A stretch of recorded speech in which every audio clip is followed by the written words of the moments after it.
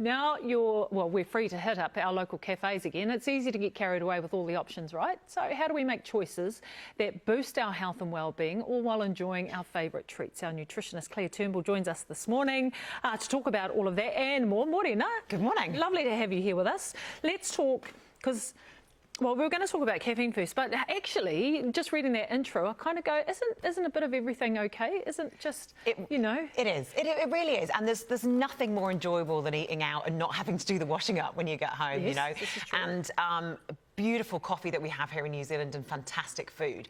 It's just that if you're eating out regularly or you drink coffee regularly, small swaps can make a really big difference if you are trying to improve your health and well-being. And there's a lot of traps that you can fall into in the cafe space. Okay, which is, I'm assuming, why we've got the food that we've got here this morning. So we've got muffins, slices, we've got some eggs, Benny. Yes, some of the favourites. Yeah. You know, one of the big things is that obviously the portion size is so huge. When you look at even just the cakes and the slices, if you compare it to the portion sizes, you know, 5-10 years ago, they're more than double. So you're talking in a caramel slice there, 850 calories. That's nearly half or a third of your day's food in one slice. And then even with like bran muffins and those kind of healthier feeling muffins, they're still, 600 calories, which is a quarter of your day's food. So portion size is something we're fighting against in that sweet space. And when you've paid for it, you feel kind of like you're obligated to eat the whole thing. Exactly. Yeah. So when you're talking about bran muffins, etc., then,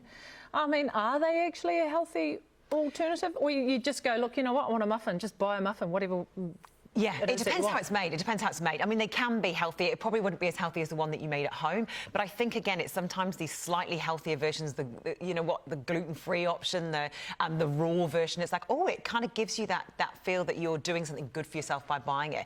It's actually just about having a small amount of what you enjoy. But I think a lot of the combo factors that happen in cafes, buy the coffee, get the free muffin, the financial deals are a huge part of what drives that sweet space in the cafe. So okay, bear with me here. So if I wanted a muffin and I thought, right, I'm going to have a chocolate raspberry muffin, right?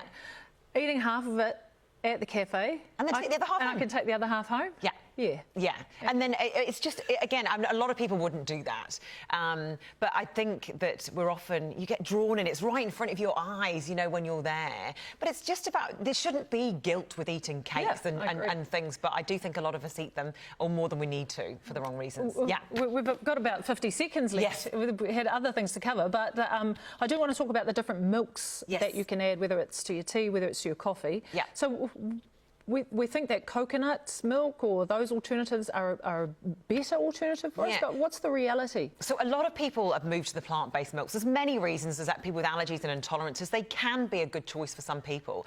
The thing to remember, they are highly processed. Often they have added sugar in them, and they often don't have a lot of added calcium, and they're low in protein. So if you had a normal milk coffee, like a cow's milk coffee, equivalent in protein to about what's in an egg or a large egg, it's going to fill you up a little bit.